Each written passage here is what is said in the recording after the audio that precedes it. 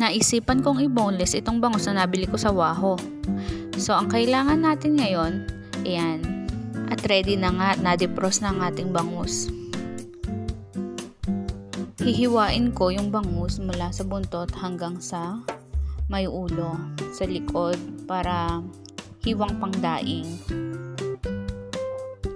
Hindi ako expert mag-boneless, pero sa abot ng aking makakaya, ginagawa ko kasi dito sa abroad, sariling sikap talaga.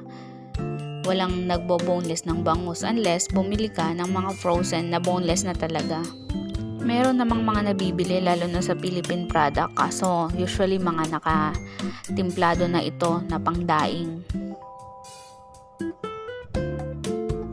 Paborito kasi ng anak ko yung pritong bangus, so kaya pinag-aralan ko talagang mag-boneless. Hala lang, sige, kahit maganda durog-durog tong bangus na ito, basta ang importante ma-boneless ko at hindi matinik ang pamilya ko kapag kinain. Iba pa rin kasi talaga kapag fresh yung binili mong bangus tapos direkta mong ibo-boneless. Mas maganda siya i-boneless kasi humihiwalay talaga yung tinik sa laman. Lagi kong inuunang tanggalin yung tinik sa may tiyan ng bangus kasi mas madali siyang tanggalin. Ayan.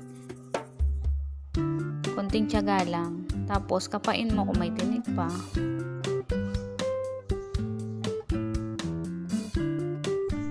Siyempre, ganun din dito sa kabila.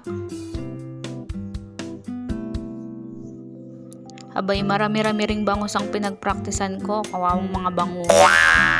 Pero kinain naman na asawa ko. Siyempre, wala siyang magagawa. Pin-repair ko yun eh. Ayan, sa may mga guhit na yan, nandiyan yung mga tinik.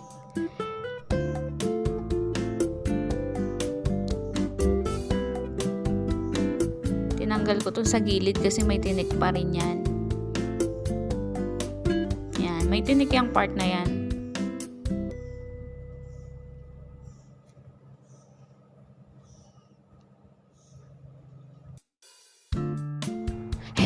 Ito yung nakakagigil. Sarap na sarap ka sa tiyan, tapos matinik yung part na yan.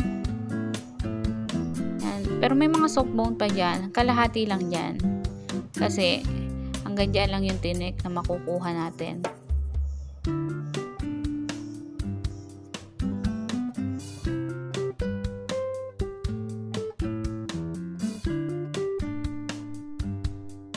Linisin lang nating maigi yung bangus sa may ulo na walang matirang hasang.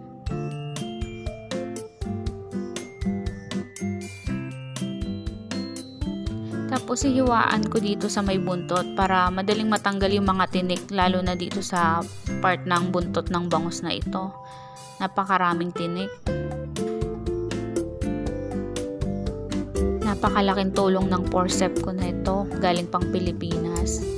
Kasi papasok mo lang siya sa may laman ng bangus kung nasaan ang tinik, tsaka mo papaikutin. Sasama na lahat yung tinik. Ayan o. Diba? Balak kasi namin tong ihawin para madaling iluto. Kaya hindi ko tinanggalan ng kaliskis.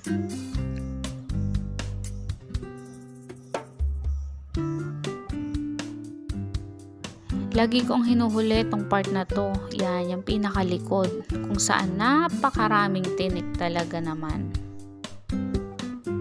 Diba? Ang dami.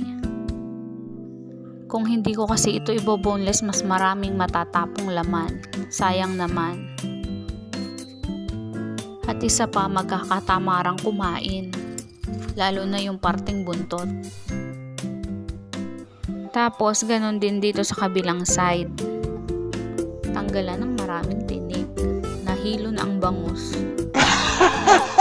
Sorry naman, hindi tayo expert pa. Pasasaan ba't magiging perfect din yan? Wow! Mga ilang bangus pa bang dadaan sa ating mga kamay? Basta ready na. Ayan na, ready to cook na ang ating boneless bangus. Woo!